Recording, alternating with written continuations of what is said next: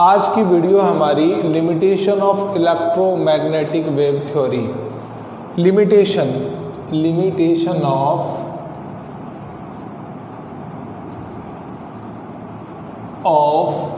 Electromagnetic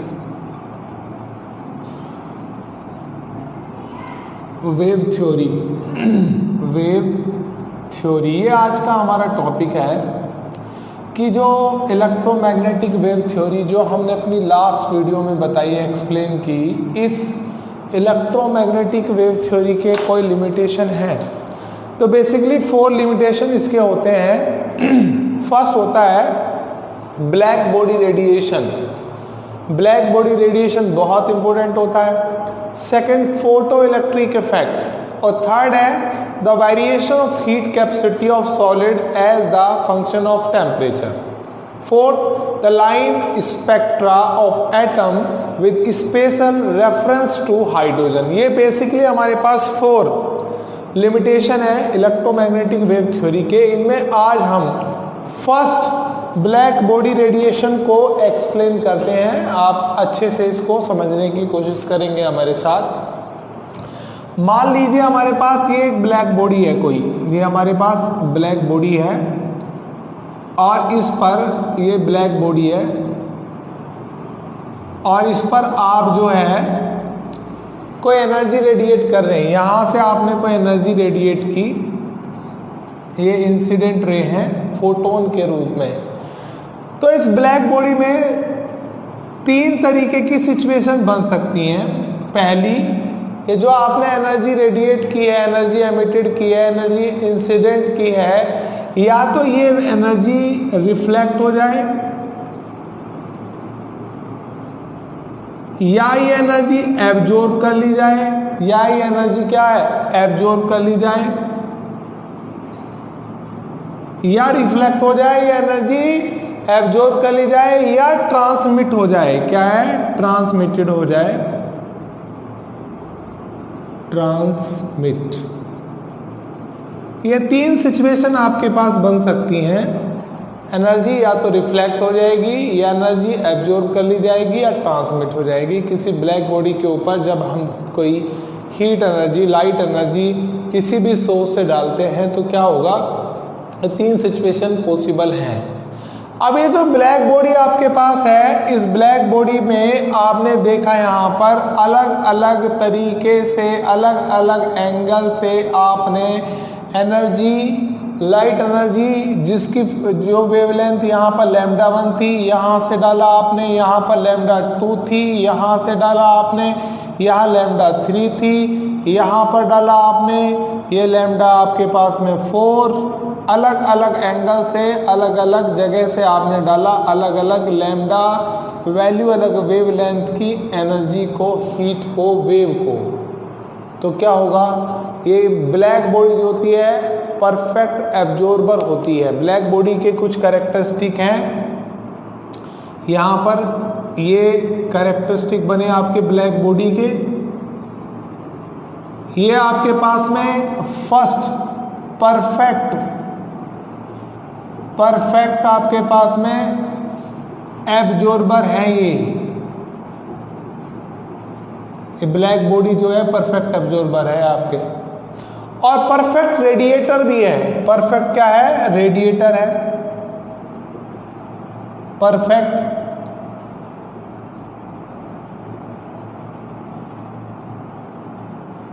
radiator भी है।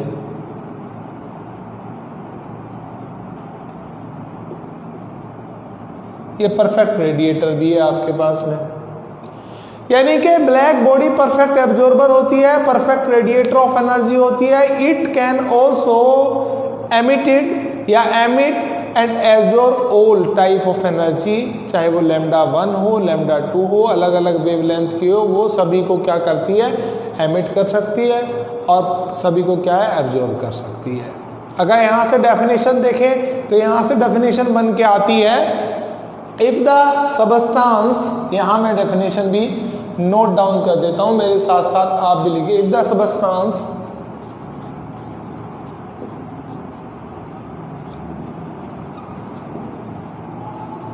अगर हमारे पास कोई सब्सटेंस है, being heated is a black body, being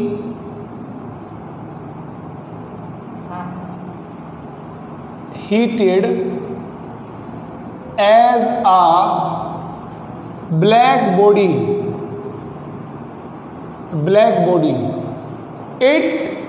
if the substance being heated a black body, the radiation emitted is the radiation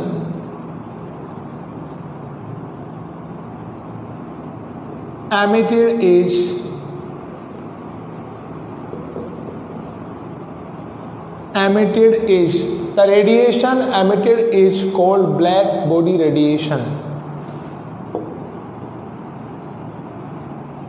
Black body radiation.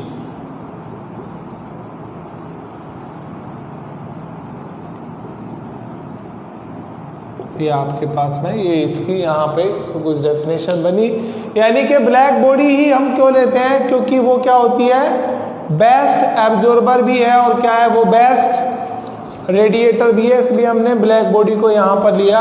जब simple सी बात, अगर किसी ब्लैक बॉडी को हम यहाँ पर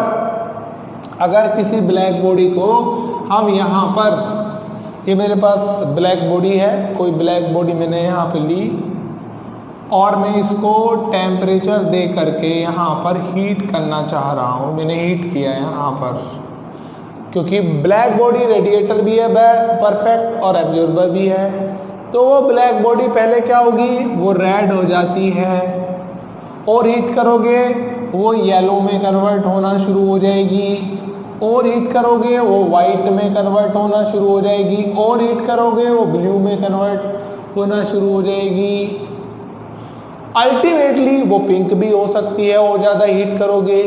तो ये क्या हो रहा है, आपने पढ़ा है, पिछली भी क्लास में हमने पढ़ा कि जो हमारे पास विजिबल लाइट होती है उसको हमने लिखा VIBGYOR,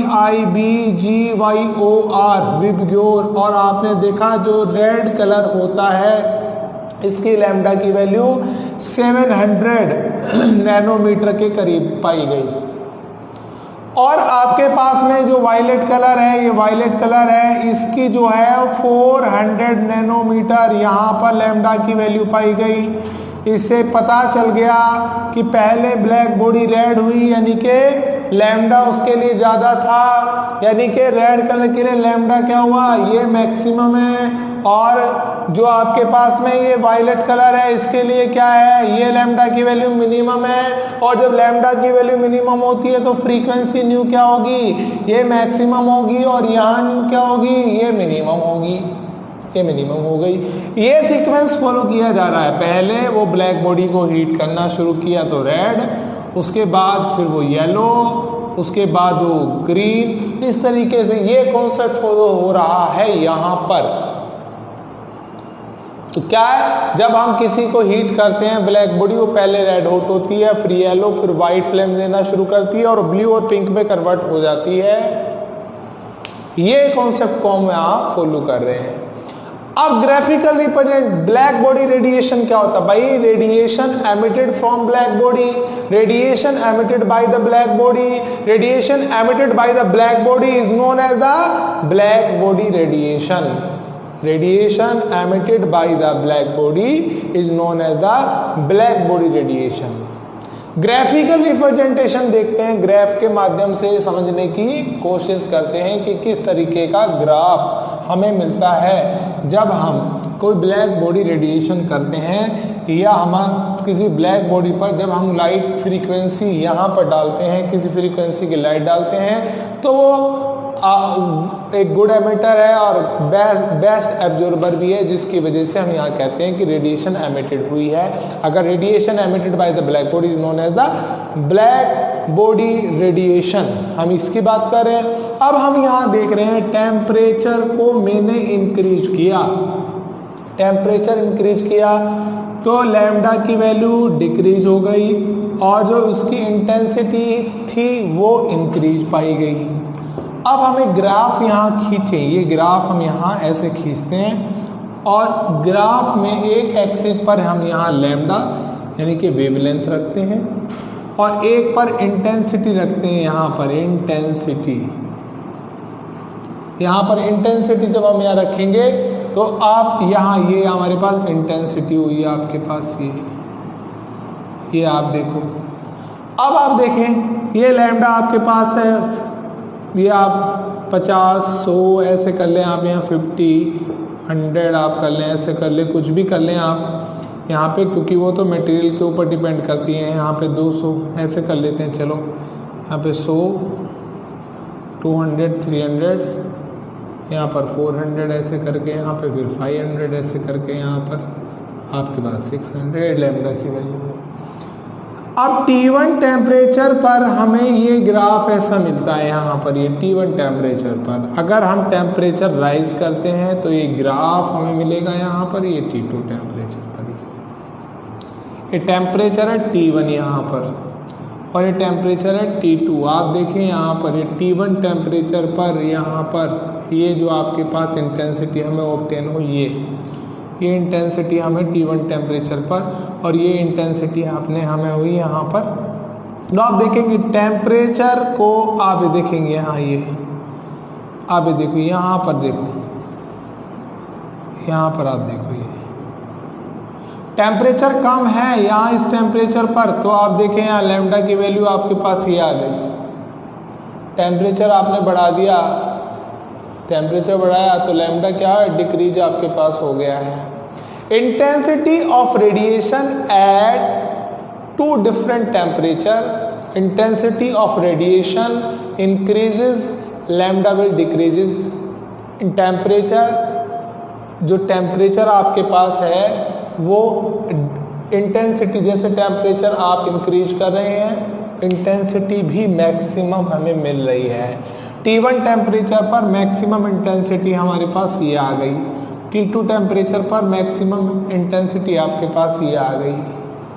तो क्या हुआ इसे, radiation emitted by the black body, तो किसी ब्लैक बॉडी द्वारा रेडिएशन अगर जो एमिटेड किया जा रहा है वो टेम्परेचर इंक्रीज करने पर लैम्डा की वैल्यू डिक्रीज होती है और इंटेंसिटी इंक्रीज होती है। और इसका मतलब T2 टेम्परेचर ज़्यादा है T1 से।